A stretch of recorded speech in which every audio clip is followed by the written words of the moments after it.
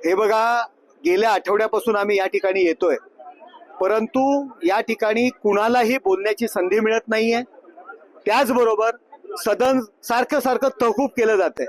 या अधिवेशनामध्ये आमच्या मतदारसंघातील लोकांनी आम्हाला निवडून कशासाठी दिलंय?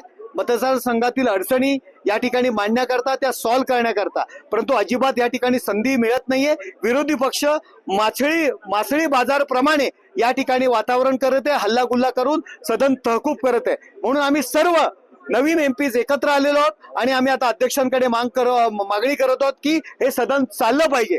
विरोधी पक्षांना जर तुम्हाला बोलायचं नसेल, तुमच्या मागण्या जर या ठिकाणी मांडायच्या नसतील तर सदनाच्या बाहेर जा. परंतु नवीन आलेले एमपीज आहेत, त्यांना आपल्या मतदारसंघातल्या अडचणी असतील त्या ठिकाणी व्यक्त करायचेत, आपले विषय त्या ठिकाणी व्यक्त करायचेत आणि सॉल्व्ह करायचेत. करोडो रुपये खर्च करून या जो देशाचा खर्च होतोय आणि आपण संसद चालून देत नाही, याचा निषेध या ठिकाणी आम्ही करत आहोत.